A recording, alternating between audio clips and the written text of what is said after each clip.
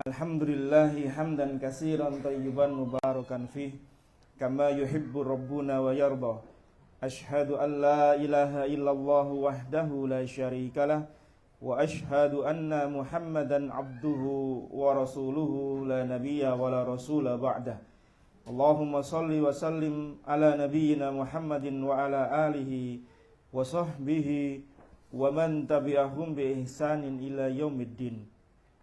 Ya ayyuhalladzina amanu taqullaha haqqa tuqatih wa la tamutunna illa wa antum muslimun. Ya ayyuhan nasu taqu rabbakumul ladzi khalaqakum min nafsin wahidah wa khalaqa minha zawjaha wa bassa minhuma rijalan katsiran wa nisaa'a wattaqullaha allazi tasaaluna bihi wal arham innallaha kana 'alaikum raqiba. Ya ayyuhalladzina amanu taqullaha wa qulu qawlan sadida yuslih lakum a'malakum wa yaghfir lakum dzunubakum wa man yuti'illaha wa rasulahu faqad faza fawzan 'azima. Summa amma ba'du. Alhamdulillah, segala puji dan syukur kita hanya milik Allah Subhanahu wa taala atas nikmat-nikmat yang kita rasakan hingga detik hari ini. Terkhusus nikmat iman, nikmat Islam, nikmat kita beragama di atas tuntunan Nabi kita Muhammad sallallahu alaihi wasallam, serta nikmat di saat ini Allah kumpulkan kita di majelis ilmu dalam kondisi sehat, memiliki keluangan waktu, dan Allah mudahkan kita untuk melaksanakan amal-amal soleh. Semoga kehadiran kita di tempat ini dari kediaman kita masing-masing menjadi pemberat timbangan kita nanti di yaumul qiyamah. Yang kedua, salam serta salawat untuk Nabi kita yang mulia Rasulullah sallallahu alaihi wasallam beserta keluarga beliau, para sahabat serta seluruh pengikutnya. Dan kepada sahibul bait, semoga berkah dan rahmat Allah senantiasa tercurah pada rumah dan penghuninya. Bapak Ibu sekalian jamaah yang dimulakan oleh Allah Subhanahu wa taala, kita akan melanjutkan hadis yang ke-15 dalam Kitabul Jami' terkait dengan adab-adab makan dan minum. Pada pertemuan yang lalu, untuk mereview apa yang telah kita pelajari bersama, kita telah belajar bersama tentang adab sebelum makan. Karena adab makan di sana terbagi menjadi 3, sebelum, ketika, dan setelahnya. Maka pada pertemuan yang lalu kita telah membahas beberapa poin tentang adab sebelum makan. Secara singkat, yang pertama adalah berusaha mencari makanan yang halal, yang tidak mengandung keharaman. Yang kedua, adab sebelum makan adalah meniatkan tujuan makan dan minum itu untuk menguatkan badan kita agar kuat dalam beribadah pada Allah Subhanahu wa taala. Kemudian yang ketiga, mencuci kedua tangan sebelum makan, terkhusus ketika tangan kita kotor, agar mendapatkan kebersihan dari tangan yang kita gunakan untuk makan. Yang keempat, meletakkan makanan di alas.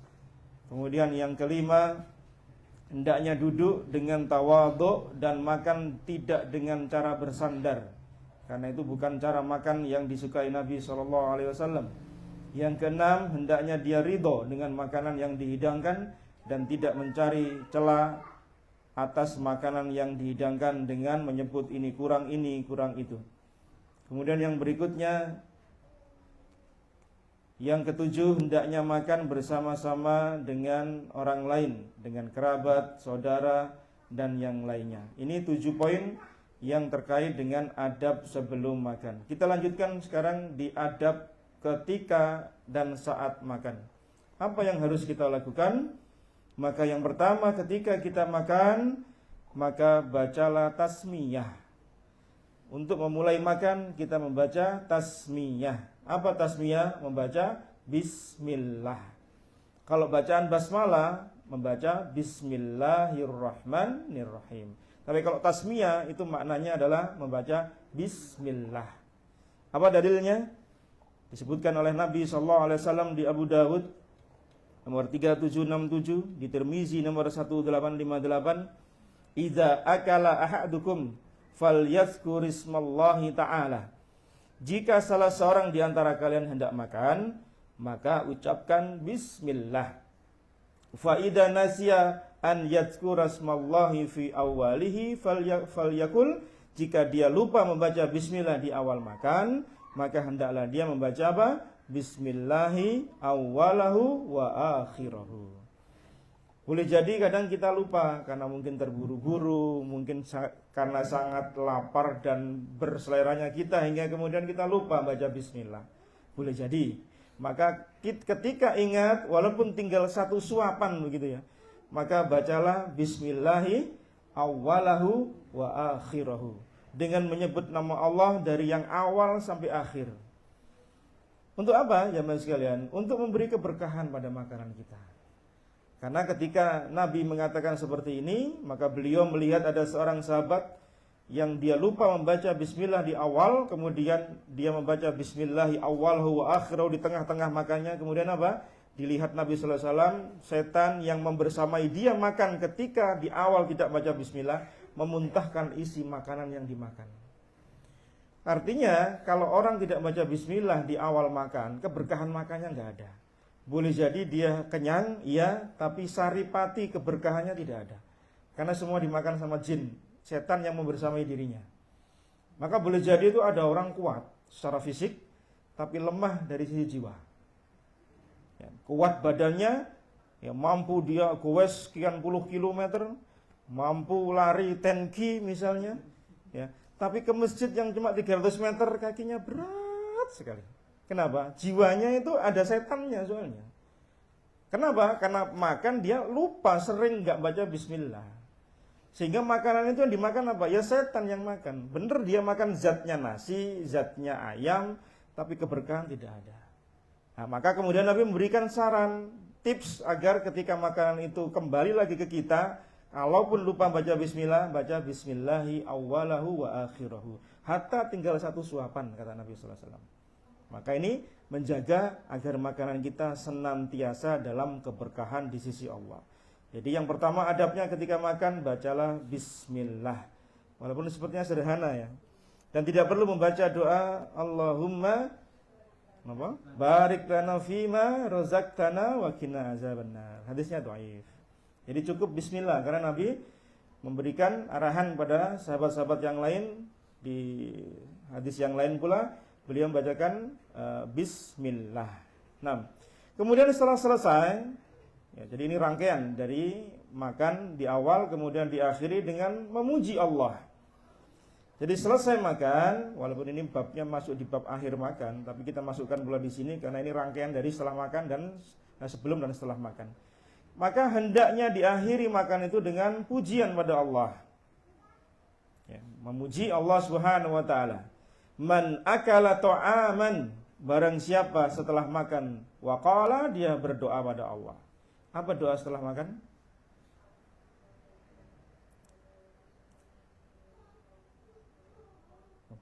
Itu di dalam ada yang jawab itu. Yang depan kok nggak ada yang jawab ini. Alhamdulillahilladzi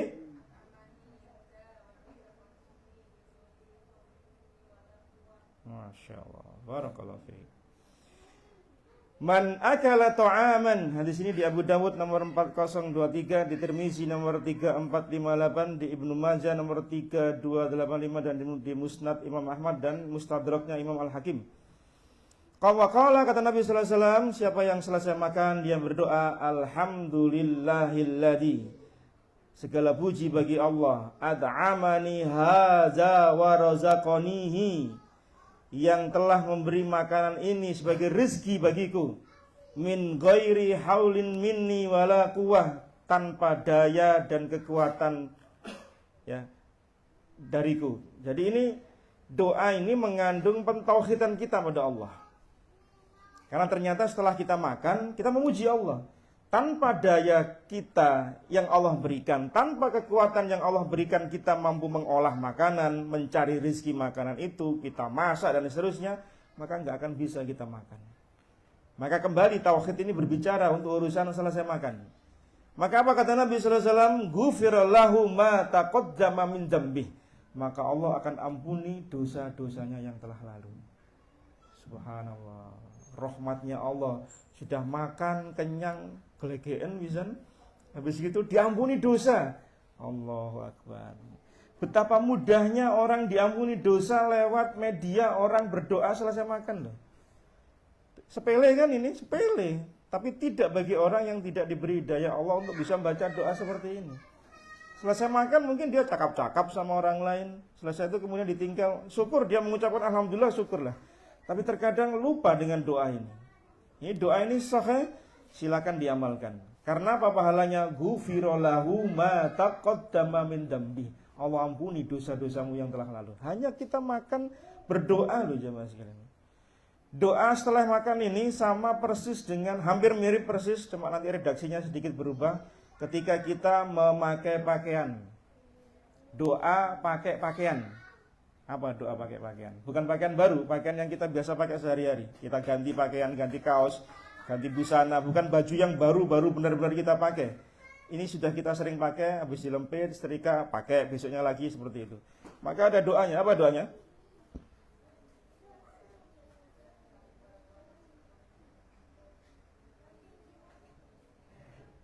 Ya. Sahih itu hati bacaannya.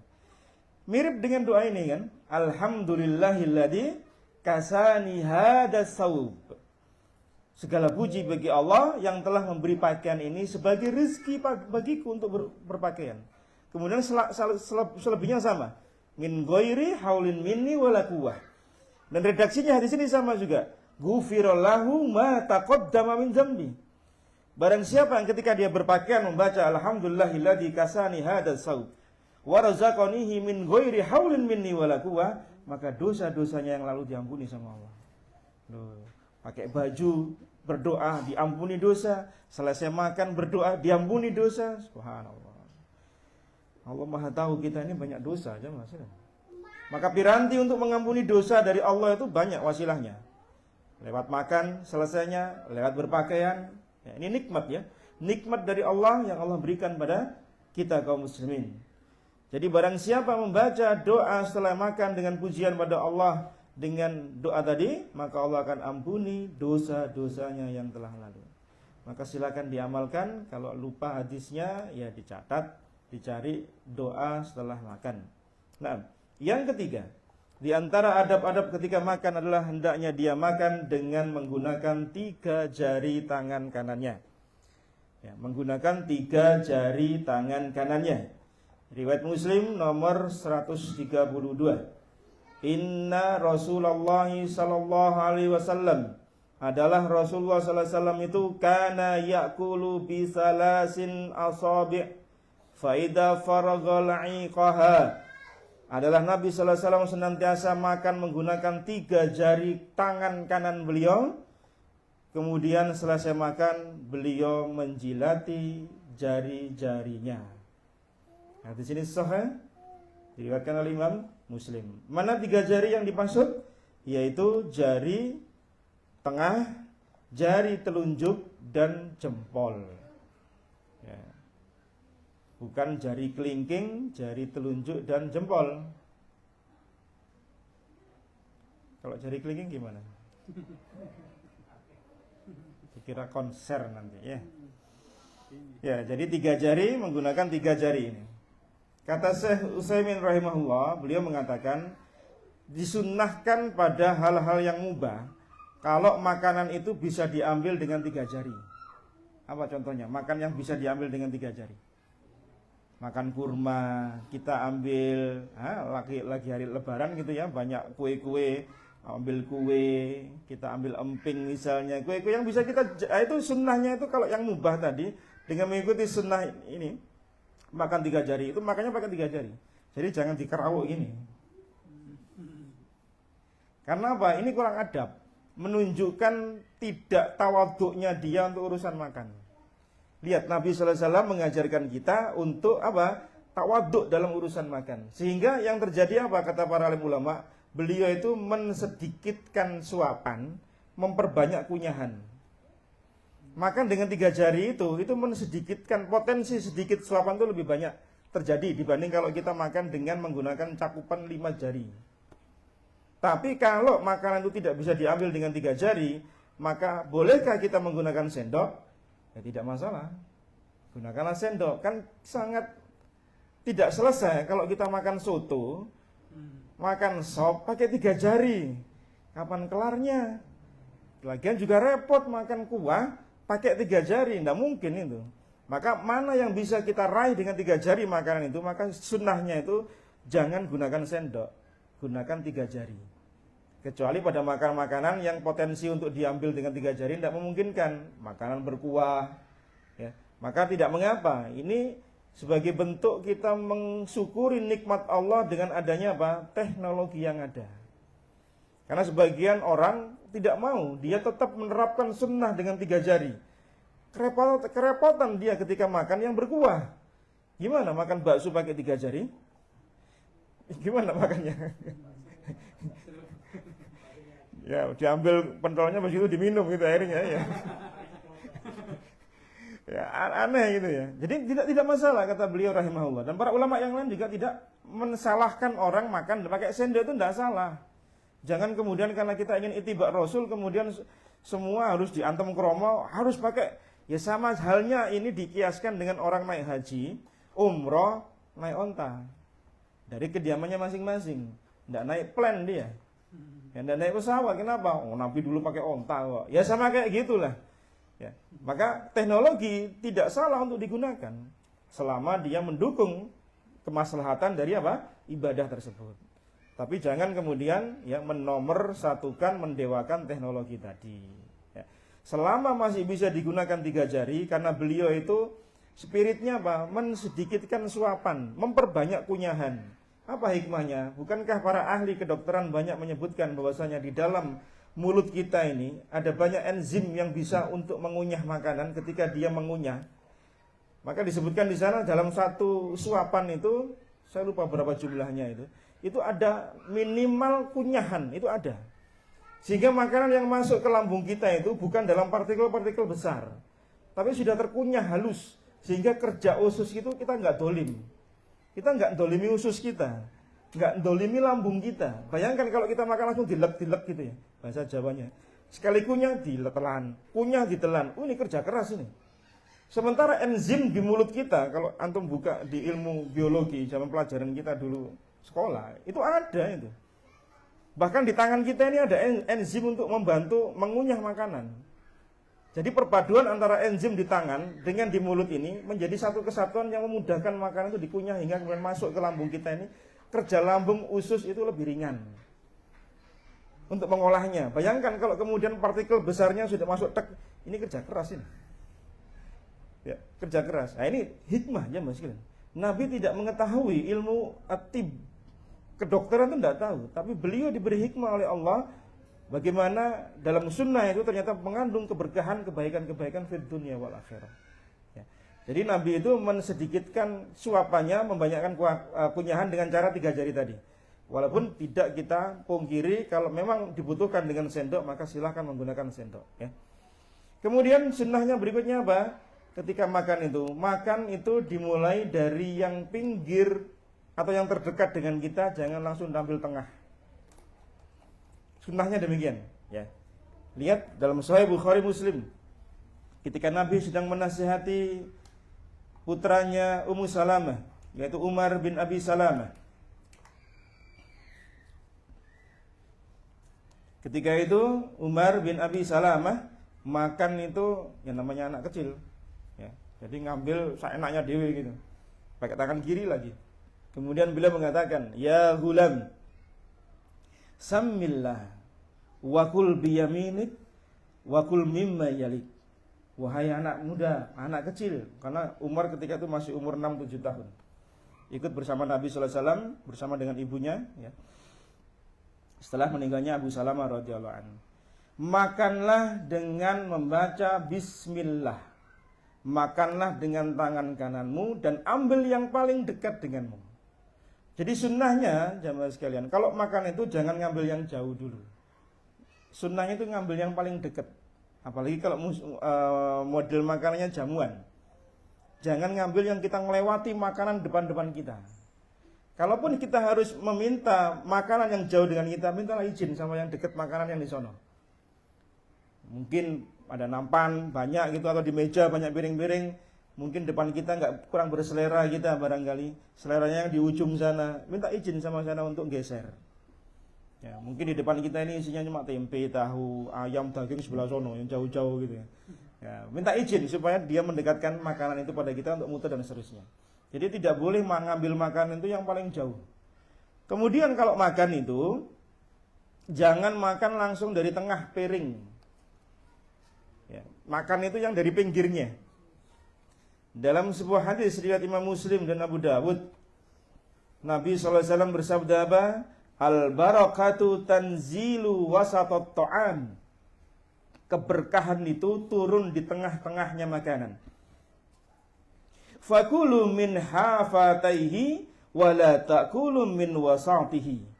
Maka makanlah dari pinggir-pinggirnya dulu, baru kemudian merangkak ke tengahnya. Kalau kita ambil yang tengahnya tok, begitu hilang, sementara sisanya masih banyak, ujung-ujungnya kita nggak makan nanti. Karena apa? Kita sudah merasa kenyang dengan yang di depan tadi, yang di tengah tadi. Maka Nabi mengajarkan apa? Kalau makan itu dari pinggir. Karena dari sisi pandangan yang lain, yaitu apa? Dari segi mungkin panas, maka yang pinggir itu lebih cepat dingin dibanding dengan yang tengah. Sementara di hadis yang lain tidak boleh makan ketika makanan sedang panas. Nah, maka pinggir itu lebih mudah untuk dinikmati dibanding dengan yang tengahnya. Kalaupun juga kita makan bersama berjamaah 3, 4, 5 orang satu nampan, maka tidak elok kemudian kita ngambil langsung di tengah-tengah. Makanlah yang dekat dengan kita. Mungkin kita makan bareng-bareng nasi kebuli gitu misalnya, satu nampan 5 orang, 3. Saya sering makan kayak gitu soalnya. Ya makanlah yang dekat-dekat dulu lah. Jangan kemudian ngelirik punya temennya ini, waduh pahane ning kono, iki bagian kepala tok, nggak ada ikannya misalnya gitu. Ya minta izin sama dia. Ya, jangan kemudian disisai makanan tersebut hingga kemudian membuat mubazir. Nah, ini yang ketiga. Yang keempat, adab apa ketika kita sedang makan? Maka ketika makan, selesai makan, ya jari-jari itu jangan langsung dicuci. Kalau kita makan pakai 3 jari, atau yang lebih dari 3 jari, kalau memang nggak bisa dimakan dengan 3 jari, maka selesai makan jangan langsung dicuci ini tangan. Apa yang dilakukan? Dijilati. Sudah kita pernah bahas di hadis yang ke-6 kalau nggak salah.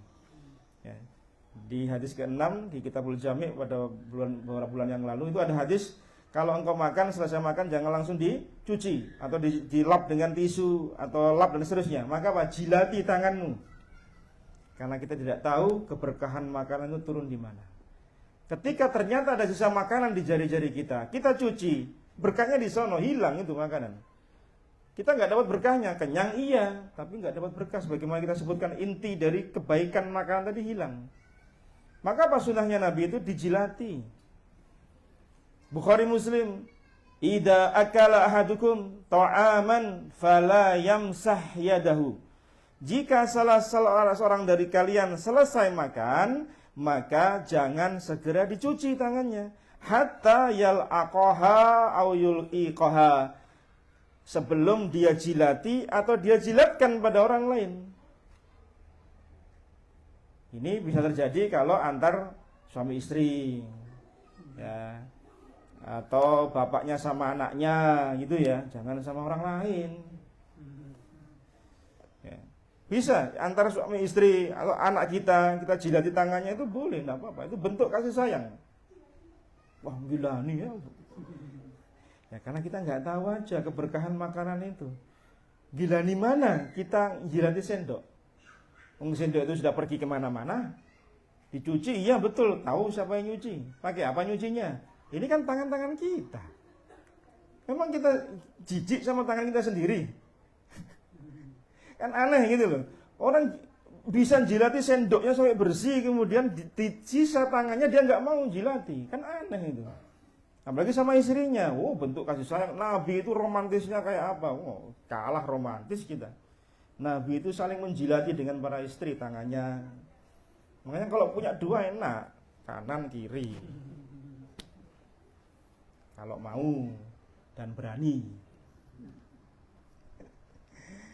Jadi sunnahnya jangan langsung dicuci, jamaah sekalian. Ya. Apa hikmahnya? Di sana ada banyak hikmah mengapa Nabi SAW memerintahkan untuk, bukan wajib ini ya, tapi dianjurkan, dan anjurannya mendekati pada sunnahnya sunnah muakkadah. Ya, kalaupun karena sebab dan satu lain hal ditinggalkan maka tidak masalah. Tapi yang dianjurkan poin pertamanya apa? Stressingnya apa? Dijilati dulu baru kemudian sebab yang lain. Jangan diambil yang alasan dulu gitu loh. Kadang kita ini ingin menghindarkan diri dari sunnah, kemudian kita cari alasan dulu. Oh, alasannya karena begini dan begitu. Kemudian kita tinggalkan sunnah. Padahal sunnah dikerjakan dulu, nggak mampu baru kerjakan yang lain. Apa hikmahnya? Hadis ini mengajarkan pada kita bahwasanya keberkahan keberkahan makanan itu bisa jadi ada di tempat yang kita tidak tahu. Itu hikmah yang pertama. Karena kita tidak tahu keberkahan itu letaknya di mana, kan nggak ada tulisannya tuh makanan ini berkah nasinya ini enggak, kan nggak kelihatan. Ya. Maka apa sunnahnya dijilati itu kita mengecilkan potensi keberkahan itu hilang. Karena kalau kita jilati dari makanan bersih semua, maka jangan ditinggalkan sisanya. Jadi kalau bisa jamaah sekalian, kalau kita makan nasi ya di piring kita ini jangan nyisain nasi sedikit pun. Kita sering kadang miris kalau melihat di kondangan-kondangan, acara-acara ya walimah atau urus dan seterusnya itu orang-orang itu makan ngambil begitu, kemudian setelahnya apa? Kadang nggak dihabisin, disisain kayak dia nggak suka gitu loh. Lah tadi kalau nggak suka ngapain ngambil banyak? Ambillah sedikit sesuai dengan kadar kita, begitu cari yang lain lah misalnya. Itu sering kita jumpai makanan tersisa, aduh. Kalau saya tuh sedih ya, kalau lihat makanan masih ada nasinya, pojokan piringnya itu. Kalau saya pandang dari kejauhan gitu. Kalau piringnya masih ada nasi saya ambil. Biasanya saya sama istri saya tuh gitu, sering jajaran piring. Sopo sing nasinya masih ada ini. Diingatkan, masih ada nasinya. Istri saya sering bilang gitu. Ya kita ambil aja. Misal nempel di makanan, nempel di misal kalau kita makan ayam gitu kan kadang nempel-nempel di tulang-tulangnya gitu. Kalau bisa antum ambil itu nasi, jangan disisakan di tulangnya, nanti tulang itu akan dibuang gitu loh. Ambil nasinya. Karena boleh jadi pas berkahnya di situ gimana? Paham maksudnya ya? Ternyata berkahnya nempel di sisa tulang yang kita buang tadi. Loh, apa enggak eman kita? Maka Nabi mengajarkan apa? Dengan dijilati itu potensi untuk kita kehilangan keberkahan akan semakin kecil. Kemudian berkah yang kedua, faedah yang kedua apa? Yaitu untuk mengajarkan tawadhu serta rasa syukur pada Allah Subhanahu wa taala.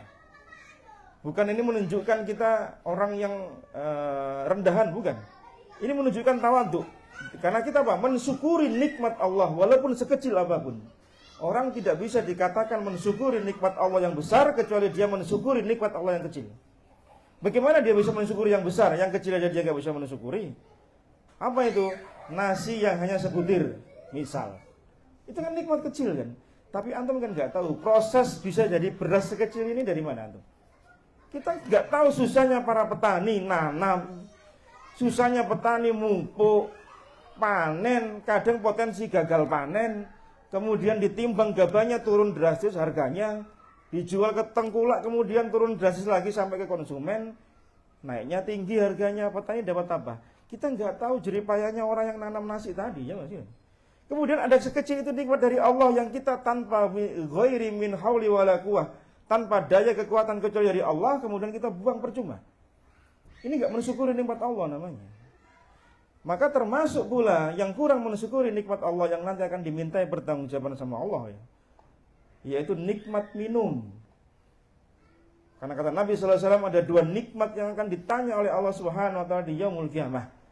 Yaitu nikmat badan sehatmu, kamu gunakan untuk apa? Kamu diberi badan sehat, setelah itu untuk apa? Yang kedua, minuman yang menyegarkan, yang ketika engkau haus, engkau syukuri tidak? Betapa banyak kita minum dengan kehausan kita di tengah teriknya Sidoarjo Surabaya belakangan ini, tanpa sadar kita kadang gak mensyukuri. Alhamdulillah ya Allah. Kadang ya cuma, ya karena saya haus, saya minum, selesai. Mana rasa syukur kita? Kadang kita nggak mensyukuri, sementara banyak orang yang mungkin kesulitan mencari minum semisal kita. Nah, bagaimana kita bisa mensyukuri yang besar kalau yang kecil aja kita sulit untuk mensyukuri? Maka makan dengan menjilat itu sebagai bentuk tawadhu kita dan mensyukuri nikmat Allah Subhanahu wa taala. Kemudian yang ketiga, hikmah dari menjilati makanan adalah menjalankan sunnah Nabi sallallahu alaihi wasallam. Dan jelas menjalankan sunnah berpahala, diberi keutamaan oleh Allah Subhanahu wa taala. Jangan anggap sepele jemaah sekalian. Sunnah-sunnah yang kecil yang banyak orang tinggalkan. Bahkan ada seorang ulama itu bikin judul buku sunnah-sunnah yang banyak ditinggalkan. Karena apa? Saking banyaknya sunnah yang kemudian menjadi asing di tengah masyarakat kita. Sementara sunnah itu Nabi dan para sahabat, para tabi'in sudah biasa mengerjakannya. Seiring waktu, seiring jauhnya kita dari masa kenabian hingga kemudian kita nggak kenal, oh ternyata ada sunnah kayak gitu. Sampai seorang ulama bikin buku sunnah-sunnah yang banyak ditinggalkan orang. Ini menunjukkan bagaimana ya masyarakat di akhir zaman ini sudah mulai nggak kenal sunnah. Makan menjilati dengan jari termasuk sunnah. Artinya apa? Mengikuti ajaran Nabi sallallahu alaihi wasallam, kebiasaan beliau sallallahu alaihi wasallam. Maka dengannya kemudian diberi pahala oleh Allah Subhanahu wa taala. Ini 3 atau 4 faedah di antara kita makan menjilati makanan setelah makan dengan jari-jari kita. Nah, yang kelima. Adab ketika makan apa? Ketika makanan terjatuh, maka hendaknya diambil, dibersihkan kotorannya kemudian apa? Dibuang apa dimakan? Dimakan. Diambil, bersihkan, dibuang. Enggak. Ya, bahkan ada iklan zaman dulu belum 5 menit. Ambil, bersihkan, dimakan. Jadi sunnahnya kalau ada makanan yang jatuh, maka diambil, bersihkan kotorannya, yang bersih makan. Dalilnya apa? Di Sahih Muslim nomor 135, di Abu Dawud dan Imam Ahmad. Ida saqatat min ahadikum al-luqmatu falyumit ma kana biha min ada summa liyakuluha wala yadaha lisyaiton. Ini hikmahnya di sana. Apabila ada sesuap makanan dari kalian yang jatuh, maka apa? Ambil, bersihkan bagian yang kotor, kemudian makan. Kalau kita nggak ngambil makanan yang jatuh tadi, apa yang terjadi? Yang terjadi apa? Dimakan setan. Dimakan setan yang jatuh tadi loh. Ini hikmahnya mengapa kita ambil, kita bersihkan, kemudian kita makan yang bersih tadi, karena supaya mengecilkan potensi setan untuk makan bersama kita. Sehingga setan yang biasa menggoda kita ini akan semakin surut dan kecil kekuatannya. Karena tadi itu saya sering katakan contoh tadi itu, orang makan nggak baca bismillah, ya, nggak baca alhamdulillah setelahnya. Sehingga apa? Saripati keberkahan makanan itu nggak ada pada dirinya. Pun termasuk dia menyisakan makanan yang ada di piringnya. Maka jangan heran kemudian ketika orang badannya sehat walafiat, tapi secara rohani malas, lemah dalam beribadah. Kenapa? Setannya lebih besar, lebih kuat menggoda dirinya daripada jiwa dia untuk melakukan ibadah. Kenapa? Ya dia diasupi makanan sama orangnya.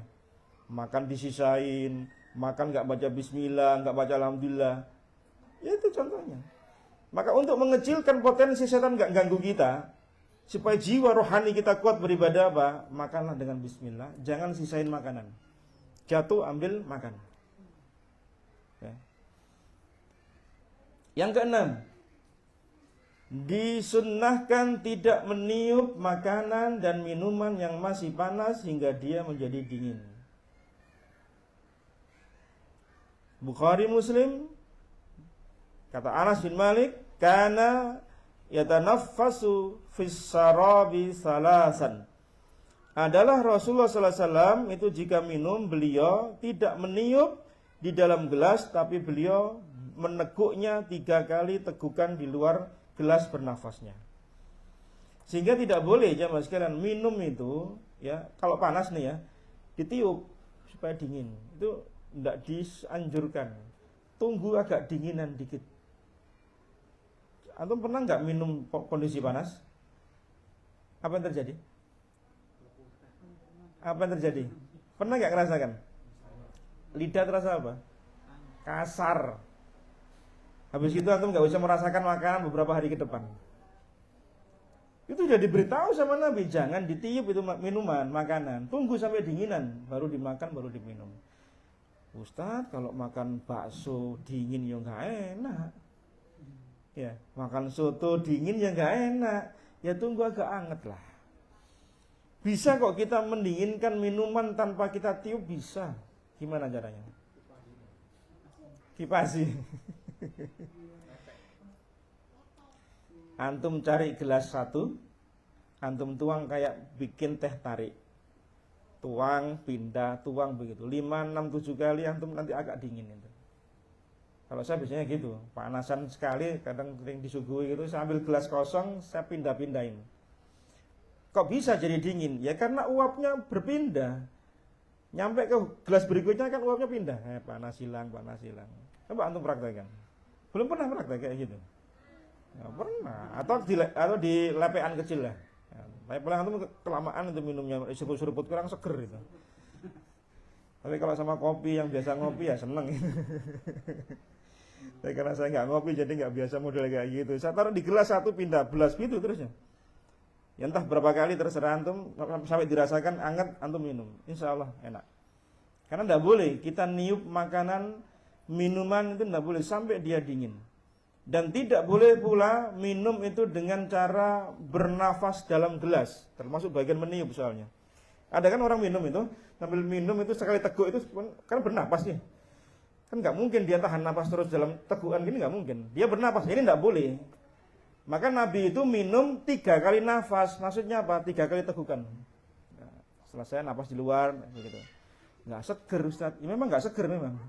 Karena kalau orang haus itu pengennya glok. Ya sekali 2 kali nggak apa-apa, tapi jangan jadi kebiasaan. Itu nggak disunnahkan.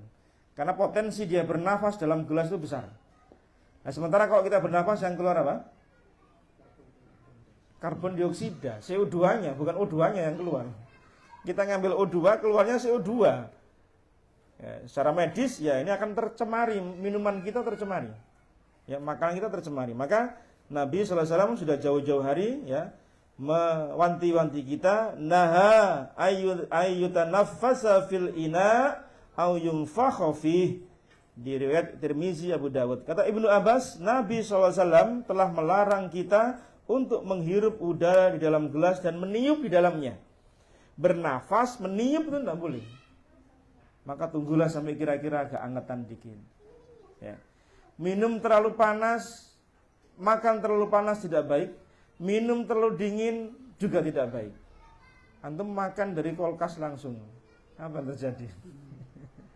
Ya dikeluarin dulu sampai menjadi suhunya suhu ruangan. Kalau mau diangetin di microwave ya silakan, mau didandang ya silakan. Tapi jangan keluar habis itu langsung dimakan. Antum nggak bisa makan itu. Gigi antum ngilu nanti. Dan itu mudorot. Memberi mudorot tubuh kita itu dosa. Ya. Makan panas juga gitu, ngilu gigi kita. Nah, mudorot lagi, tidak boleh. Memberi mudorot tubuh itu tidak boleh. Ya, dosa. Orang kadang memberi mudorot pada dirinya karena makanan dan minuman yang dia teguk. Ya, bahkan yang ahli-ahli hisab itu kan juga memberi mudorot pada dirinya. Ya. Tahu ahli hisab? Apa ahli hisab? Nah itu, ngudut itu. Ahli hisab itu. Menghisab maksudnya. Bukan ahli falak ya. Ya jadi memberi mudarat itu dosa. Tidak boleh. Memberi mudarat tubuh, mendolimi orang lain itu tidak boleh. Dosa. Menyakiti orang dosa. Apalagi menyakiti dirinya sendiri. Tidak boleh. Nah, yang ketujuh. Hendaknya kita menghindarkan diri dari makan yang melampaui batas. Jadi kalau makan itu cobalah ditakar. Jangan sampai kemudian kita kekenyangan. Walaupun ada hadis yang menyebutkan kami ini umat yang makan berhenti sebelum kenyang gitu kan ya. Hadisnya itu lemah. Tapi maknanya benar. Nabi itu makan itu enggak sampai kekenyangan gitu loh. Perhatikan sebuah hadis ini menarik. Di Ibnu Majah nomor 3349, di Musnad Imam Ahmad dan Imam Al-Hakim. Kata Nabi sallallahu alaihi wasallam, tidak ada bejana tempat yang diisi oleh manusia yang lebih buruk daripada perut. Jadi ada bejana, kalau diisi itu sampai penuh itu ada, tapi dia lebih buruk daripada perut, ya perutnya manusia itu. Cukup baginya kalau ingin makan itu hanya untuk beberapa suap nasi agar dia bisa menegakkan tulangnya. Kemudian kata Nabi, fa illam yaf'al, jika engkau tidak bisa seperti itu, artinya kita enggak kurang, saya makan cuma 3-4 suap, saya pengennya banyak. Maka kalau tidak bisa seperti itu, maka lakukan kata Nabi sallallahu alaihi wasallam. Yaitu apa? Fasulusun li ta'amihi wa sulusun li syarabihi wa sulusun li nafsihi. Maka kalau engkau tidak bisa memenuhi harus semua penuh makanan gitu, maka silakan engkau bagi perutmu itu, bejanamu itu menjadi 3 bagian. Sepertiga untuk to'am, untuk makan. Sepertiga untuk syarab, untuk minum. Yang sepertiganya untuk bernafas. Jadi tubuh kita ini, jamaah sekalian, perut kita ini, kalaupun kita harus makan lebih dari kadar yang Nabi sebutkan tadi, beberapa suap hanya cuma untuk menegakkan tulang kita agar bisa sholat, maka kalaupun harus lebih, maka bagi menjadi 3 bagian tubuh kita, perut kita. Sepertiga untuk makan, sepertiga untuk minum, sepertiga untuk bernafas. Terjadi enggak kalau orang itu kebanyakan makan? Apa yang terjadi? Ya tenger-tenger gini, nggak bisa gerak dia, mau gelegean kudu muntah. Kenapa? Nggak ada ruang bernafas. Atau sebaliknya, dia kebanyakan air, kelempokan. Ya, ada banyak minuman, dia paling suka diminum terus, kenyang kan? Isinya air dok. Sisa untuk makanan, untuk bernafas tidak ada. Atau yang ketiga, kebanyakan udara, masuk angin. Ada kan orang perut kembung itu bukan karena makanan, isinya udara dok. Kalau dikeroi gelegean, wah itu enak itu. Maka apa? Ini dolim. Kalau 3 ini kita lebihkan salah satunya, pasti dolim. Dolim itu tubuh kita. Antum berdosa. Nanti diminta pertanggungjawaban sama Allah. Kamu makan nggak punya takaran, disuruh bagi 3 kok makan diisi semua. Ya, ruang 3 itu diisi makanan semua, atau diisi minuman semua, atau diisi udara semua. Ya dolim kita. Maka Nabi apa? Bagi 3. Pasti enak. Makan, nggak sampai kenyang, terus minum. Tapi ingat jamaah sekalian, minum itu bukan sepaket sama makan loh. Walaupun di resto-resto itu makan sama minum 1 paket. Atau kadang refill minuman ada itu, sama refill nasi. Ada kan? Resto refill minuman sama refill nasi. Kelihatannya enak itu, udah dihitung sama tokonya, sudah restonya udah dihitung, nggak akan rugi dia. Jangan sampai kemudian kita melebihi takaran kita. Ya, cukuplah makanan. Ya, jadi makan itu kalau bisa jangan diselingi minum. Ada orang makan kan, makan minum ada kan? Dia nggak bisa makan malam kecuali dia harus minum. Itu tidak bagus bagi lambung. Karena apa? Lambung kerjanya 2 kali. Seharusnya lambung ketika makan kan dikunyah itu. Enzim-enzim untuk menghancurkan makanan dikunyah dulu kan, dihancurkan dulu kan. Setelah itu kemudian digelontor sama air. Maka air itu kata para ahli kalau bisa setengah jam setelah makan baru digelontorkan. Supaya apa? Kerjanya lambung enzimnya itu maksimal. Kalau kita campur sama air, lambungnya mikir enzimnya, isi tak kolah sing di makanannya apa airnya. Karena campur makan sama air. Maka kalau bisa minum itu nggak langsung setelah makan, kasih jeda, kecuali sereten. Ya, cegukan bolak-balik nggak bisa, ya terpaksa minum lah. Ya. Antum pernah tahu cerita atau pernah dengar nggak orang keseretan masker, tersedak, nggak bisa napas karena keseretan masker, pernah nggak dengar? Nggak pernah dengar kan? Ya, 2-3 hari yang lalu tetangga saya itu pagi-pagi dodok tetangga yang lain untuk minta tolong dibawa ke rumah sakit karena ibunya itu sesak nafas karena keseretan, kesedak atau nggak tahu apa ceritanya itu.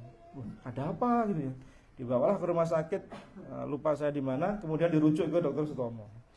Setelah di ronsen dan segala macam ternyata ada masker nyangkut di saluran makanannya sini. Nah, saya kan mikir kok iso masker yang kita pakai gini kok bisa masuk ke mulut gitu ya. Ini caranya gimana? Ternyata masker yang ibu-ibu pakai kalau tidur itu loh. Ya, maskeran, nggak tahu maskernya yang seperti apa. Kalau kan ada masker timun gitu ya, masker tomat barangkali. Ini nggak tahu masker yang apa. Pagi hari ibunya itu masih dasteran dibawa ke rumah sakit itu. Jadi bangun tidur itu nggak bisa nafas. Ternyata ada masker yang masuk ke mulutnya. Allah Akbar, saya baru tahu kasus kayak gini. Awal saya kira itu masker yang biasa kita pakai, loh kok bisa ditelan dari mana makannya. Ya masker yang buat tidur itu, saya nggak tahu maskernya bentuknya seperti apa. Tapi malam nginep, terus paginya besok udah pulang. Nggak tahu sama dokter diapakan, saya nggak tahu. Ini pelajaran saja untuk pelajaran kita.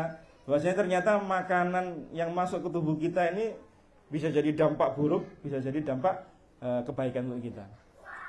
Sementara di bulan Ramadan, pelajaran kembali Ramadan, kita sering diajarkan agar bisa menahan makanan sesiang hari kan.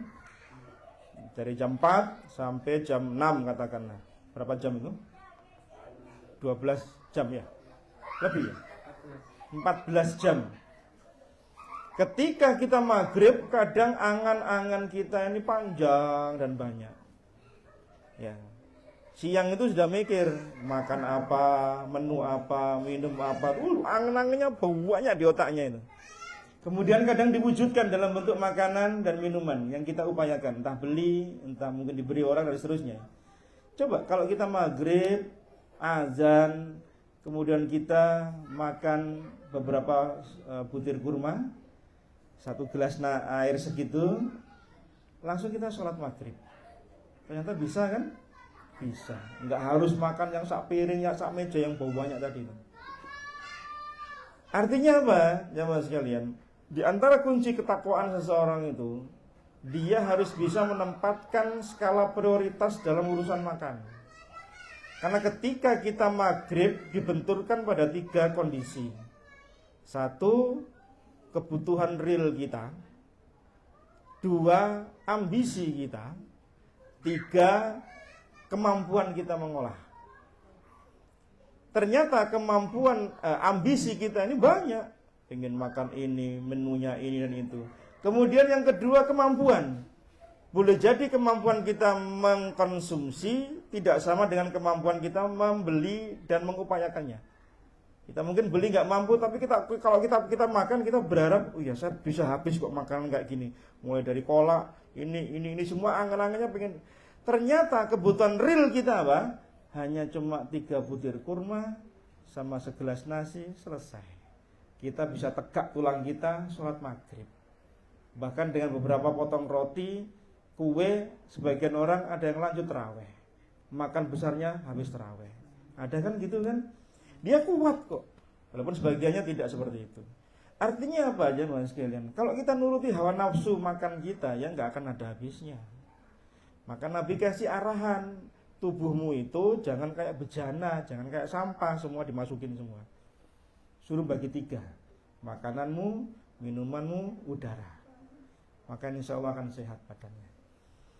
Bahkan kata seorang dokter Nasoro di Eropa, bertemu dengan seorang syekh, dia mengatakan, ya syekh, ternyata setengah dari penyakit yang terjadi di dunia kedokteran atau setengah ilmu kedokteran itu ada di dalam Al-Quran milik Anda. Dari mana kamu tahu? Ada di Al-Quran. Kulu washrobu wala tasrofu. Makanlah, minumlah, jangan berlebih-lebihan. Itu separuh ilmu kedokteran, kata orang dokter Nasrani tadi. Loh, yang dokter Nasrani luru ya. Kalau berlebihan ternyata apa? Nimbulkan apa? Penyakit. Apa penyakitnya nggak muncul kalau nggak kelebihan makanan? Kelebihan asupan gula yang muncul apa? Penyakit apa? Diabetes. Kelebihan purin yang muncul apa? Asam urat.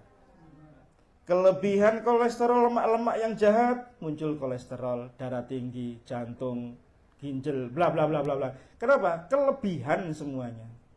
Lihat Nabi kita sallallahu alaihi wasallam, di usia 63 tahun beliau masih fit, bisa lomba lari sama Aisyah radhiyallahu anha. Walaupun di usia sebegitu beliau sudah mulai sepuh, sudah mulai agak gemuk berat tubuh beliau. Maka beliau agak di awalnya pernah mengalahkan Aisyah, di belakangan dikalahkan sama Aisyah, lomba lari. Beliau tidak pernah dinukil dalam sebuah hadis beliau itu sambat kakinya ketika kajian, sering selonjor-selonjor karena asam uratnya kumat. Tidak pernah dinukil. Beliau berjam-jam duduk, ya betah Nabi itu.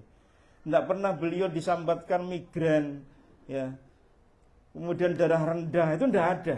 Kecuali satu, beliau pernah merasakan sakit karena terakhir beliau diracun sama orang Yahudi di makanan paha kambing yang beliau suka biasanya. Karena orang Yahudi ini tahu kesukaan beliau, di paha kambing itu dibubuhi racun. Ya. Kemudian malaikat Jibril mengatakan, "Ya Muhammad, jangan kau makan, itu ada racunnya." Tapi beberapa sahabat sudah kadung makan, maka meninggallah mereka. Kemudian dikisos bukan karena Nabi mangkel, bukan, karena orang Yahudi ini membunuh beberapa sahabat tadi. Itu beliau sempat makan sedikit, gigit, kemudian nggak jadi. Itu sakitnya dirasakan ketika beliau mau meninggal dunia. Jadi beliau nggak pernah sakit ya maksudnya. Pernah sihir, pernah, tapi kemudian sembuh, diruqyah sama Jibril.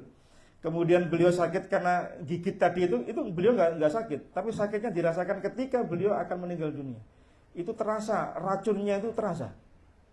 Selebihnya beliau itu sehat walafiat, memimpin perang puluhan kali.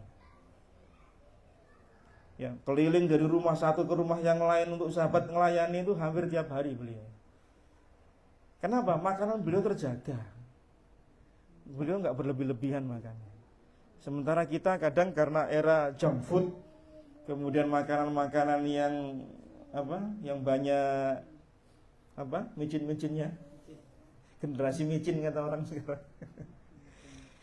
Micin itu sebenarnya tidak apa-apa aja Mas. Kata para ahli itu tidak apa-apa micin itu, asalkan tidak berlebihan. Nah, kembali lagi berlebihan. Boleh, micin itu tidak apa-apa, sedikit aja. Tapi jangan berlebihan gitu aja. Saya pernah lihat ada orang jualan itu nggak pakai takaran cuma.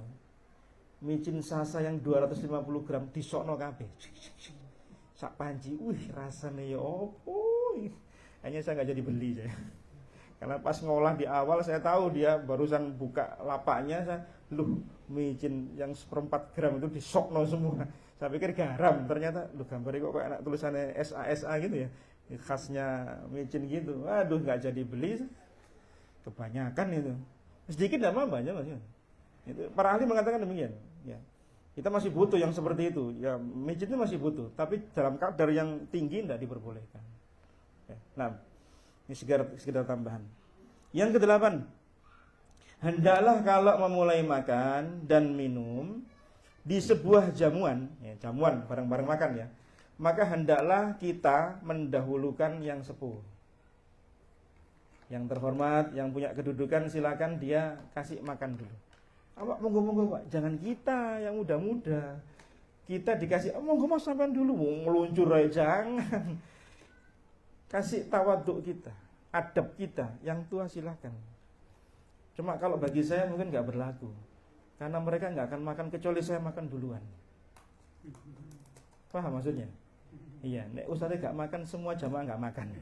Nah kan saya bingung, ada yang tua atau Pak, monggo Ustadz yang tua, monggo Ustadz, monggo silakan. Nah saya mau mempersilakan mereka nyilakan saya. Saya pengen menerapkan peraturan ini, nggak berlaku. Kenapa? Nah, saya disuruh duluan ya, terpaksa saya duluan. Saya bilang maaf Pak ya, saya duluan. Iya, kalau Ustadz nggak ngambil, yang lain nggak makan Ustadz. Tapi secara umum silakan kasih kesempatan yang sepuh-sepuh dulu. Ini bentuk penghormatan kita. Kadang anak-anak muda yang terlalu bersemangat ngaji ya di masa-masa sekarang ini kadang euforianya terlalu berlebihan, nggak punya unggu kadang, nggak punya anda pasor sama orang tua. Ingat zaman sekarang mereka orang tua, walaupun mereka nggak ngerti agama, tetap mereka harus kita hormati. Bentuk penghormatan kita itu kadang lebih berkesan di mata mereka, di hati mereka dibanding kita ngasih dalil. Ya, attitude kita kepada mereka yang sudah sepuh dalam bentuk adat istiadat yang masih berlaku dan kemudian tidak bertentangan dengan syariat, itu lebih berkesan dibanding kita banyak ngasih dalil. Sudah antum praktek saja dakwah bagaimana bilhal. Bahkan bilhal itu kadang lebih bermanfaat dibanding dengan bilqaul, dengan lesan. Antum attitude dengan baik, dengan hormat orang tua, nyun sewu, ya, pareng, ucapan-ucapan yang seperti itulah yang di masyarakat secara uruf itu bentuk penghormatan, adab, toto kromo. Ya bahasa kromo, kalau kita tahu bahasa kromo, jangan bahasa kromo madyo, pakai kromo inggil kalau bisa. Ya, jangan mentang-mentang kalau Surabaya nguku diantem kromo wong tuwek wong dikro. Jangan. Kalau antum bisa kromo inggil, pakai kromo inggil. Kalau bisa lah ya. Kalau nggak bisa karena antum berantakan bahasanya, karena dulu bahasa Jawanya sering nggak masuk pas pelajaran SD, antum pakai bahasa Indonesia aja. Daripada antum berantakan. Apa contohnya? Nyun sewu Pak ya, saya mau dahar dulu. Ayo, yang tahu bahasa Jawa, kesalahannya di mana? Kalau awake dhewe jangan dikromoing gilno. Itu enggak cocok. Yen sewu Pak nggih, kula badhe siram. Ya enggak cocok. Siram itu untuk ibu, bapak. Oh, makin rumian Bapak, monggo pinara, ibu tasik siram. Nah, itu betul. Pak tunggu Pak, saya mau siram dulu. Wah, itu berantakan bahasanya. Secara nahwu itu salah semua. Maka kalau nggak bisa baca Jawa kromo yang baik, Pak baca Indonesia aja lah ya. Ya, teman-teman kita kadang nggak bisa nerapkan kayak gini, nggak bisa. Padahal itu penting loh jamaah sekalian. Kita punya teman-teman Bali mengaji. Di Bali mengaji sana, itu ada sebagian orang itu yang muda-muda lah. Kadang-kadang mau minta izin pengajian di sebuah kampung, di sebuah desa. Kan mesti di sana kan ada banjar-banjar kan, ada pemuka-pemuka gitu ya. Izin dulu sama mereka.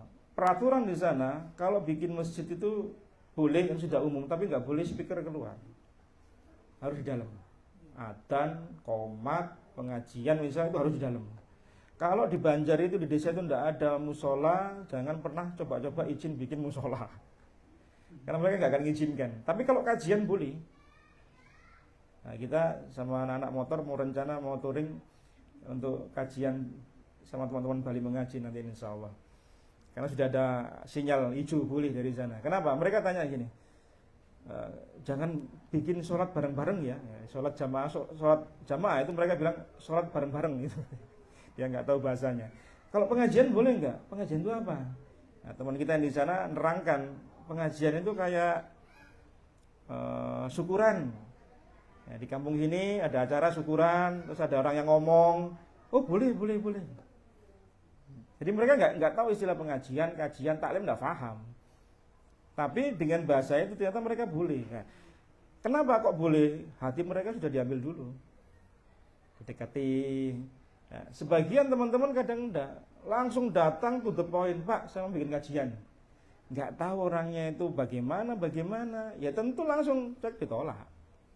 Nah, kadang kan itu penting ya Mas sekali. Penting ya, namanya bahasa diplomasi itu masih dibutuhkan. Ya, jadi jangan mengatakan, wah aku bener kok. Jangan cuma tentang bener itu. Nah, satu desa bahasanya apa? Mawa coro. Siji desa mawa coro. Desa satu dengan tempat lain cara mensikapinya berbeda. Maka kalau antum belajar sirah Nabawi, yang kalau saya punya kajian di GPI sana, mulai kemarin saya bahas sirah Nabawi, itu penting. Kenapa? Kita tahu bagaimana Nabi berdakwah dengan berbagai macam metode itu di sirah Nabawi. Kalau kita nggak belajar sirah Nabawi, kita nggak tahu Nabi praktek dakwanya kayak apa, nggak tahu kita. Dan Nabi itu dai paling sukses sak dunia. Bahkan seorang orientalis Michel Hart di tahun 75 dia bikin tulisan 100 orang influencer merubah sejarah dunia. 100 tokoh berpengaruh yang merubah sejarah dunia. Ditaruh di sana Siddhartha Gautama di nomor 3 atau 5. Di bawahnya Konghucu. Bahkan yang namanya Hitler yang bikin perubahan di Eropa ketika perang dingin, perang dunia kedua, itu ditaruh nomor 35. Yang menarik siapa nomor 1? Nabi kita SAW. Itu orang orientalis, orang kafir itu. Bikin 100 tokoh paling berpengaruh yang merubah sejarah dunia, itu ditaruh Nabi kita nomor 1. Lu bayangkan betapa objektifnya orang kafir ketika melihat sepak terjangnya Nabi SAW. Nah, sementara kaumnya, umatnya, kita kaum muslimin nggak banyak belajar sejarahnya Nabi SAW. Bagaimana kita bisa tahu suksesnya Nabi dalam berdakwah dan mencontoh akhlak beliau, ya, ketika menghadapi umatnya, menghadapi orang-orang yang nggak suka sama beliau, metodenya apa? Itu dipelajari di sirah Nabawi. Maka kemarin di GPI itu awalnya saya membahas kitab Tauhid, tapi di bab kedua diminta sama takmirnya untuk ganti tema, akhirnya saya ganti tema sirah Nabawi. Karena banyak faedah insya Allah yang banyak lebih diambil, sementara pelajaran tauhid lebih sudah banyak dibahas di sana oleh para asatidz yang lain. Hanya saya ambil tema sirah Nabawi saja. Ya. Karena penting ya Mas sekalian. Ya, ini sekedar tambahan agar kita tahu bagaimana Nabi sallallahu alaihi wasallam ini memulai dakwah dan kehidupan beliau. Nah, jadi kalau makan bersama silakan kita mempersilakan yang lebih tua dulu. Yang kesembilan, di antara adab makan yaitu tidak memandang temannya ketika sedang makan. Jangan merasa temannya itu diawasi. Makan dilihatin terus ini terus cukup apa ya. Lo antek lu. Itu salting nanti itu. Ya, salah tingkah teman kita itu. Merasa aku salah apa iki makan kok didelok. Iya ya. Jadi tidak adab sama sekalian. Orang makan dilihat itu tidak adab. Ya udah makan aja sudah. Kita pun kalau dilihatin orang itu juga bingung salah saya apa. Ini makan kok dilihatin. Jadi ini termasuk adab walaupun tidak ada dalilnya secara nas, tapi ini termasuk adab yang bisa kita terapkan. Jadi kalau makan jangan ngeliatin orang lah gitu loh. Ya, biarkan dia melakukan kegiatannya sendiri, kita sibuk dengan kegiatan kita sendiri gitu ya. Yang ke-10, jangan melakukan hal-hal yang membuat orang menjadi jijik, tidak nyaman ketika makan bersama kita. Ya, jangan membuat gerakan, tindakan yang membuat orang nggak nyaman makan bersama kita. Apa contohnya? Makan, ya nyon sewu ya, afwan ya. Makan sambil ngomong yang kemudian nasinya itu nyumprot ada kan ya, orang makan itu mulu-mulu, bahasa Jawanya itu mulu-mulu ngomong. Jadi nasi itu saya muncat-muncat gitu ngomongnya. Boleh, makan sambil ngobrol itu boleh. Nabi sallallahu alaihi wasallam kalau beliau suka dengan satu makanan tertentu, beliau berselera, beliau tuh ngomong, cerita. Makanan enak, makanan enak. Tapi kemudian nggak berlebih-lebihan dalam sampai keluar makanan. Atau kalau makan bareng-bareng di satu nampan, ya jangan makanan ini sampai tercacar yang dari mulut kembali lagi ke nampan. Ada kan? Ada. Gimana caranya? Antum tataki pakai tangan yang satu. Jadi makan tuh begini, tangan satunya begini. Jangan kemudian makan gini, ini pasti jatuh nanti. Jatuhnya kembali lagi ke nampan, nanti dimakan yang lain. Jijik nanti temennya yang lainnya. Paham maksudnya ya? Atau makan terlalu nunduk di piring atau di nampan, nyungsep gini. Dulu filosofi yang sering diajarkan bapak saya, kalau makan itu yang cari itu tangannya bukan mulutnya. Jadi tangan yang gerak ke mulut, bukan mulut yang gini. Ini tangannya yang ngambil, ini menjauh, dijauhkan. Itu bapak saya dulu sering bilang gitu ketika saya masih kecil dulu. Ternyata betul, ketika kita makan bareng-bareng model kayak gitu, orang tidak suka ya mas Giran. Gimana mau ngambil? Kepala kita ini di tengah-tengahnya nampan ya. Kayak dikerukupi gitu makanannya. Belum lagi nanti kalau ada sesuatu yang keluar dari kita. Kemudian kita mengucap ucapan-ucapan yang buruk. Antum pernah nggak makan bersama-sama? Teman kita cerita yang notabene kontra dengan makanan. Ayo, ada enggak? Ya, cerita tentang, ya mohon maaf, tentang cerita BAB. Itu kan kontra dengan makanan. Ini orang sudah nggak selera, ini sudah ilfil sama makanannya. Terus tinggal lah. Lo makan kok cerita yang jorok, yang bertentangan dengan norma makanan gitu loh. Atau yang lainnya lah. Maka kalau makan cerita boleh, ngobrol itu boleh, sunnah. Ya. Sering kalau orang tua kita ngomong, ojo mangan sampai ngomong, keselok gitu ya. Padahal nggak apa-apa sebenarnya. Tadi itu makanya dijaga, jangan sampai makan mulu-mulu gitu ya, makan belum selesai ngomong, jangan. Sedikitkan suapan, banyak kunyah, ngobrol, tidak apa-apa, tidak masalah. Ya. Yang ke-11, yang terakhir, di antara adab saat kita makan, jika makan bersama-sama dengan orang-orang fakir, orang-orang miskin, maka gembirakan mereka dengan cara mereka yang lebih dulu makan. Ya, mungkin kita ngundang mereka, ya silakan mereka dulu. Tuan rumahnya belakangan aja. Termasuk adab itu, kalau kita makan jadi tuan rumah, kita yang nuangin, kita yang nyediain, dia orang paling terakhir yang makan dan minum. Jadi jangan tuan rumahnya itu makan duluan. Jadi kalau dia bagian nuangin gitu, tak nuangin, itu dia minumnya terakhir. Kalau dia bagian ngidangkan makanan, dia yang makan terakhir. Silakan mereka lebih dahulu. Karena kita ngundang mereka toh. Misal gitu ya. Ya kita muliakan mereka. Jangan mereka ditaruh di sop belakang kemudian untuk pamer pencitraan, kemudian foto bareng. Wah, acara halal bihalal ramah tamah dengan yatim piatu, tapi mereka ditaruh di pojok. Acaranya mereka taruh di pojok.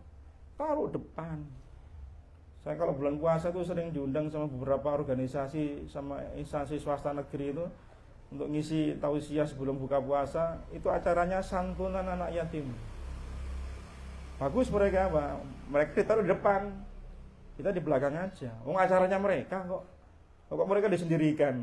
Mereka dijamu di hotel gitu. Kita acaranya di hotel, biasanya sama gabungan pengusaha importir ekspor impor itu. Kadang ngundang mereka makan bareng-bareng. Ya disenengkan mereka. Alhamdulillah pulang dapat goodie bag, tas seisinya sama THR-an gitulah. Bahasa anak kita THR ya. Berapa THR anak kita sekarang? Apa jadi investasi bodong sama bapak ibunya? Sini nak tak simpen ya. Kok tak kon simpen kok hilang kok duit. Itu kan bapak ibu ya. Kemudian ibu-ibu tuh dipakai sama ibunya. Investasi bodong namanya itu. Wah anak kita kecil sekarang itu Masya Allah. Unjung-unjung itu bawa tas lempang lagi. Ada yang tasnya taruh sini. Keluar rumah, depan rumah saya itu dihitungnya Mas ya. Sama temennya. Oleh biru. Wih, itu hitungannya ratusan. Muter sak komplek itu udah di tempat ibu saya di Surabaya itu ratusan itu. Sehari tok itu. Masya Allah. Ya termasuk anak saya udah kemakan sama teman-temannya. Istilahnya dia THR sekarang. Saya pulang aja, THR apa THR itu? Tempat ada teman-teman katanya THR. Si cilik bahasanya THR. Simpen aja saya bilang. Masya Allah. Ya kita muliakan jamaah sekalian. Yang terakhir saya tambahkan adab setelah makan. Jadi biar selesai materi kita. Jadi tadi saat makan, sekarang setelah makan. Yaitu apa? Yang pertama, hentikan makan dan minum sebelum kita kenyang sekali. Tadi sudah kita bahas ya tentang 3 porsi tadi ya. Untuk makan, minum, udara. Kemudian yang kedua, jilati jari-jari kita sebelum dicuci atau dilap dengan tisu, dengan air dan seterusnya. Yang ketiga, memungut makanan yang jatuh sebagai bentuk rasa syukur dan tawadhu kita pada Allah Subhanahu wa taala. Yang keempat, kita bersihkan sisa-sisa makanan di gigi kita, di mulut kita dengan cara berkumur, sikat gigi dan seterusnya. Kemudian terkhusus ketika akan salat, maka disunnahkan untuk berkumur-kumur ketika kita selesai dari minum atau makan. Terkhusus ketika minum susu. Kadang-kadang orang minum susu ya, itu sunnahnya itu berkumur-kumur. Ya, kata Nabi, innalahu dasaman, karena susu itu mengandung lemak. Jadi supaya lemak itu tidak ngumpul di tubuh kita, itu sisanya dikumur-kumur untuk dibuang. Jadi terkhusus untuk minum susu selesai, itu disunnahkan untuk kumur-kumur. Walaupun di makanan yang lain juga diperlukan kalau memang kita mau sholat. Karena boleh jadi nanti nempel ya di sisa-sisa makanan kita itu pas sholat gitu, kemudian selilit gitu, wah satu paha ayam gitu ya. Selilit itu seperti apa selilitnya itu? Nah, ini disunnahkan. Ini sebagaimana disebutkan oleh Imam An-Nawawi di Syarah Sahih Muslim, bagaimana Nabi SAW itu untuk melunakkan dan menghancurkan sisa-sisa dari susu tadi itu dengan cara berkumur. Ya, terkhusus ketika habis minum susu, kemudian ketika mau sholat. Ya, maka sunnahnya itu memang makan kan tidak membatalkan sholat, wudu kan? Ya, tapi alangkah baiknya ketika kita selesai berbuka misalnya, kemudian kita langsung sholat maghrib, maka dibersihkan dulu mulutnya dengan cara berkumur. Tidak batal kan wudunya. Makan itu tidak membatalkan wudu kok. Makan yang membatalkan sholat, bukan membatalkan wudu. Kadang sebagian orang habis wudu, kemudian kita berbuka, kemudian terus ngantri wudu, sholatnya jamaah maghrib ketinggalan. Kenapa? Katanya habis makan. Loh memangnya dia batal? Kan enggak. Akhirnya apa mudorotnya? Dia ketinggalan jamaah sholat maghrib. Padahal dia nggak salah apa-apa. Sebagian kaum muslimin seperti itu. Ya, maka ini perlu jadi pencerahan untuk kita semuanya. Kemudian yang kelima, memuji Allah selesai makan, sebagaimana tadi doa selesai makan. Dan terkhusus ketika kita minum susu ada doa khusus. Ya, kalau kita selesai minum susu ada doa khusus. Apa doanya di Abu Dawud, Tirmizi, An-Nasa'i? Beliau berdoa, Allahumma barik lana fima razaqnana wa zidna minhu. Ini doa Nabi khusus ketika kita selesai minum susu. Ya, yang suka minum susu, ya kadang ada orang nggak suka soalnya. Atau jarang minum susu pula. Ya, Allahumma barik lana fima razaqtana. Ya Allah, berikanlah keberkahan pada rizki yang kau berikan pada kami, wazidna minhu, dan tambahkan rizki kami darinya. Ini khusus untuk minum susu. Saya ulang, Allahumma barik lana fima razaqtana wazidna minhu. Khusus untuk minum susu. Jadi silakan antum semua habis minum susu, STMJ atau apa itulah, antum baca doa ini. Khusus. Kalau minum air yang lainnya, alhamdulillah saja cukup. Tapi beliau ngasih doa ini khusus untuk minum susu. Karena susu itu termasuk minum yang diberkahi oleh Allah. Ya, selain madu, air zam-zam, susu termasuk yang diberkahi oleh Allah. Kohwa enggak masuk loh ya di sini. Kopi enggak masuk. Nanti jangan beranggapan kalau masih ada letak kayak kopi di sini nanti malaikat bersolawat terus kemudian masuk surga. Wah. Nah, itu enggak ada asarnya, enggak ada asal usulnya hadisnya itu. Nah, ini jamaah sekalian untuk melengkapi pembahasan kita di hadis ke-15 dari Kitabul Jami'. Mudah-mudahan bermanfaat, mudah-mudahan menambah iman dan amal kita, terkhusus perihal untuk adab makan dan minum. Barakallahu fikum. Ini yang bisa saya sampaikan. Silakan jika ada yang ingin ditanyakan terkait dengan materi kita tentang adab makan minum, atau di pembahasan yang lain yang mungkin perlu ditanyakan dan bisa saya jawab, maka dipersilahkan.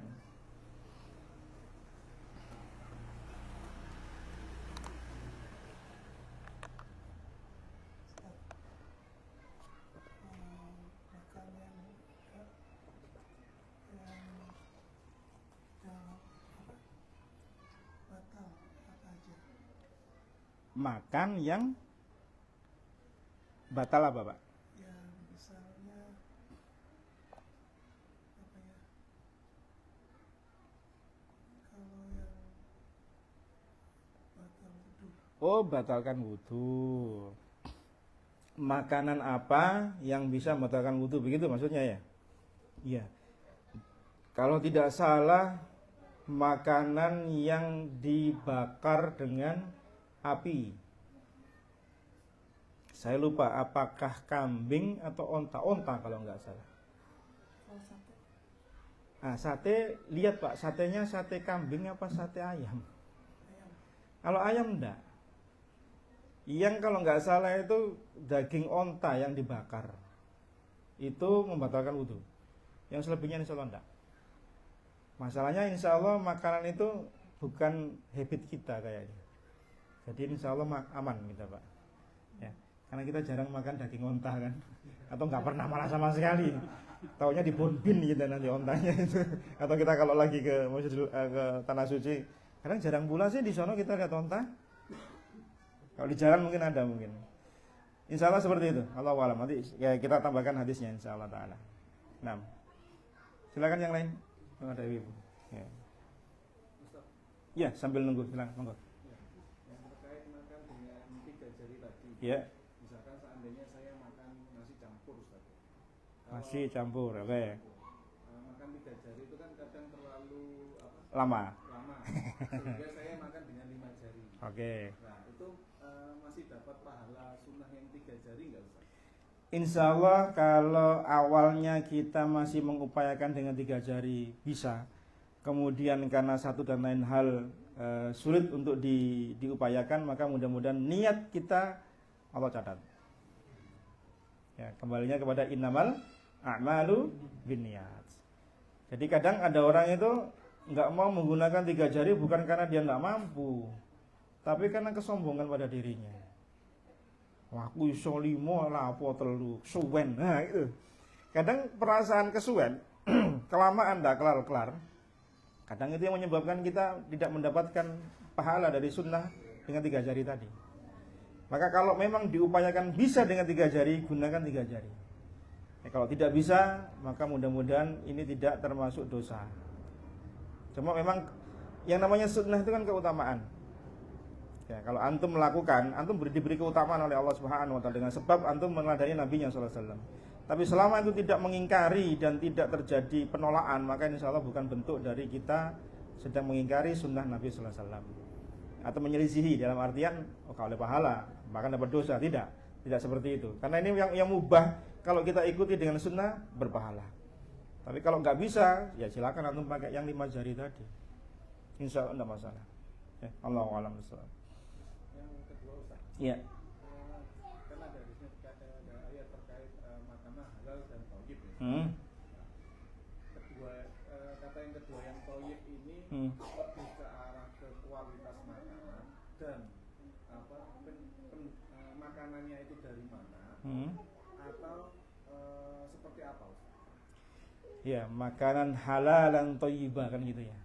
Halalan sudah jelas, yaitu makanan itu satu diperoleh dengan cara yang halal. Yang kedua, zatnya halal, bukan hal yang haram. Sehingga peruntukan dari poin yang pertama halalan itu dari segi cara memperolehnya dan dari segi zatnya. Yang thayyiban itu banyak ulama yang menyebutkan dia adalah makanan yang memberi kebaikan pada tubuh ketika dia dikonsumsi. Sehingga masuk di sana lebih pada poinnya yaitu apa? Pada gizi, makanan yang berkualitas. Sehingga nggak boleh seorang muslim itu hanya makanan yang halal saja kemudian nggak berkualitas. Maka masuk pada nggak thayyib itu. Bisa dipahami ya? Berarti kalau seandainya saya misalkan maaf ini ya, menyebut merek ya. Misalkan ada teh pucuk yang ada sakarinnya, itu kan pemanis buatan. Nah, itu berarti bisa dibilang itu nggak thayyib. Tergantung antum nakernya. Kalau antum tiap hari, sehari 3 kali minum itu, ya antum ngasih mudarat di tubuh. Pemanis dan yang semisalnya pengawet itu secara zat kalau kita nggak berlebihan, tadi kembali ke yang berlebihan tadi ya, washrobu kulu washrobu wala tasrofu. Israf itu secara hukum itu kalau kita berlebihan memang nggak boleh, tapi kalau sekali antum konsumsi tidak masalah. Mungkin lagi suka atau lagi pengen atau lagi terpaksa butuh, nggak ada minum lain kecuali antum minum itu. Sementara kita tahu di situ ada kandungan zat pemanis yang 10 kali lipat dibanding dengan minuman pemanis asli gula kita. Yang kemarin saya lihat ada postingan di sebuah media sosial itu, orang barat pakai bahasa Indonesia, sudah berbahasa Indonesia. Itu dicontohkan beberapa minuman yang ditutupi mereknya, tapi saya tahu bentuknya karena pernah lihat di toko-toko swalayan. Itu ini kandungannya sekian puluh gram gula. Saya pikir 10 gram gula itu kayak apa bentuknya. Ternyata apa? Di sendok itu bisa digerujuk gulanya. Loh, ternyata banyak ya. Bayangan saya itu cuma 1-2 sendok gitu ya. Ternyata lebih dari dihitung itu 8 sendok. Kasih ini digerujukno gini, ini gulanya kayak orang ngasih air itu. Loh, ini setiap kali kita botol itu minum kayak gitu bentuknya. Apa enggak rusak badan kita? Sekali sih enggak masalah mungkin, tapi ini jadi konsumsi. Kadang orang itu habitnya untuk gengsi minum kayak gitu. Sering kan kita lihat orang minumnya bermerek yang modelnya kayak gitu kan. Padahal dia enggak sadar ini zat pengawet loh. Secara normal orang kalau minum teh, pagi antum bikin, siang gimana? Kecut, sore bau, malam buang. Ini berhari-hari di toko, berarti jelas ada pengawetnya kan, begitu kan? Ya, maka boleh sekali aja lah, janganlah banyak-banyak. Nah, kita tahu itu, nah, antum nggak tahu aja ngasih masuk nggak tubuh kita. Tapi kalau cuma 1 tok ya sudah nggak masalah. Tapi ini kita konsumsi terus, mudarat, pasti mudarat. Kalau nggak kena pankreas antum kena ginjal. Nek kena pankreas berarti apa? Diabetes. Suntik insulin. Sehari sekali 10 mili. Lengan kanan, kiri, pupu, kini, pinggang, sini, gantian. Karena pankreasnya nggak kerja soalnya. Jadi antem sama gula-gula tadi. Mudarat kan? Nggak thayyib itu. Jadi apa? Kadarnya yang thayyib itu, ya uruf masyarakat menyebut itu thayyib. Uruf. Karena uruf kita dengan orang lain boleh jadi beda tempat lain. Kayak Nabi SAW, beliau kan tidak mengharamkan dob. Dob itu tidak haram. Kadrun itu, kadal gurun. yang ginuk-ginuk itu. Antum ginuk-ginuk tuh lihatnya, saya geli-geli gimana gitu lihatnya. Nggak tahu kok orang-orang sana kok nyekel kok enak gitu ya. Itu kan ya betulnya kayak gitulah kalau antum browsing di YouTube itu. Itu Nabi nggak haram itu. Tapi sebagian penduduk di luar Madinah itu makanannya dob, orang-orang gurun itu, dan beliau nggak mengatakan itu haram. Ketika disuguhkan sama Khalid bin Walid yang dipanggang, kemudian ya Rasulullah, saya kasih panggang apa itu dob. Nabi diem, nggak disentuh. Wah, Khalid bin Walid mengira wah haram ini, Nabi kok nggak nyentuh, Nabi kok nggak mau makan. Nabi mengatakan apa? Ini bukan makanan kampung kami, bukan kebiasaan makannya orang Madinah. Jadi saya nggak makan.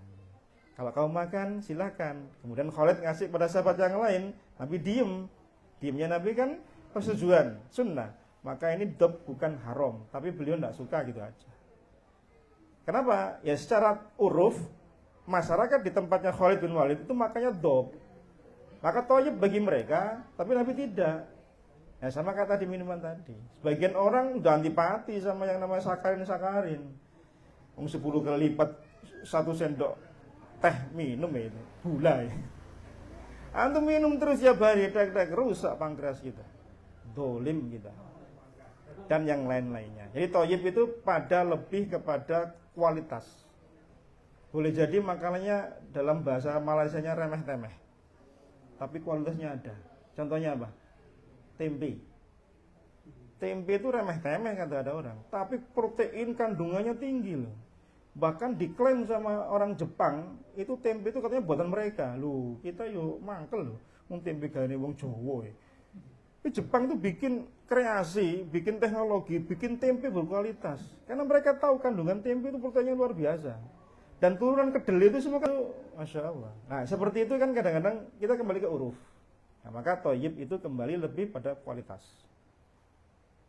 memberi manfaat, memberi faedah baik secara segi vitamin dan seterusnya. Nah, Allah alam besar. Ya Pak Rifki, jadi daging onta Pak, khusus daging onta. Ya, daging onta. Yang lainnya silakan dimakan, tidak masalah. Jadi enak karena kita nggak nemukan daging onta dan bukan makanan kita. Penyetan onta nggak ada. Yang ada tempe, bebek sama ayam. Kami ngaman Pak, insya Allah. Cuma kalau yang dibakar itu sunnahnya wudu. Setelah makan yang dibakar langsung dengan api itu wudu. Wudu itu bukan berarti kita batal wudu kita, enggak. Cuma disunnahkan saja untuk wudu, untuk memperbagus wudu. Tapi bukan batal. Ya. Dalam keterangan yang lain, Allahu a'lam. Pertanyaan, Assalamualaikum warahmatullahi wabarakatuh. Jika makan dengan sendok, menarik ini, apakah juga harus dijilati sendoknya? Kalau sendoknya ada sisa makanan, iya dijilati sendoknya. Nah kan medianya pakai sendok, ada nasi di situ, ada bekas makanan, ada bekas sayur di sendoknya. Lah apa sendoknya dicuci? Lah berarti berkahnya hilang dong. Ya sama juga, karena sendok pengganti tangan kita, ya sendoknya dijilati. Makanya tadi saya bilang ada orang tuh jilati sendok tidak masalah, tapi kenapa jilati tangannya dia bermasalah? Tangannya sendiri. Sementara sendok bisa berpindah tangan dari orang satu ke orang yang lain. Kita nggak tahu itu sendok kita apa enggak, kecuali kita bawa kemana-mana bawa sendok sendiri. Nah, jadi masalah. Allahu a'lam. Yang kedua, jika kita menghadiri acara dan disuguhkan makanan yang porsinya berlebih bagi perut kita, apakah kita harus menghabiskan untuk mendapatkan keberkahannya ataukah berhenti sebelum kenyang? Mungkin bisa minta sama tuan rumahnya, Bu, Pak, bungkus saja. Minta porsinya sedikit saja. Karena pilihan yang kedua berhenti sebelum kenyang sementara makanan masih ada, berarti kita tabzir, membuang makanan dengan sia-sia. Berarti kita nyisain makanan kan? Nyisain makanan. Misal, satu piring itu kita kuatnya cuma 3/4, berarti masih ada 1/4 makanan. Siapa yang makan? Enggak ada. Alasannya, berhentilah sebelum kenyang. Nah, sementara masih ada sisa makanan, maka kita pilih mudorot yang paling kecil, yaitu apa? Habisin makanannya. Karena ini terkumpul 2 mudorot ini soalnya. Ya, mudaratnya kita habisin, kita kekenyangan barangkali. Kalau kita nggak ngabisin, kita nyisain makanan. Berarti 2 mudarat. Maka pilih mudarat yang paling kecil. Kalau disisain, nanti kita membuang berkah. Maka habisin saja. Walaupun resikonya mungkin kita nggak akan makan menu yang lain. Kalau prasmanan, kita akan banyak pilih menu yang satu. Kan gitu ya. Biasanya prasmanan itu orang ngicipi semua itu. Wah, keliling gitu ya. Oh iya, saya saran ya.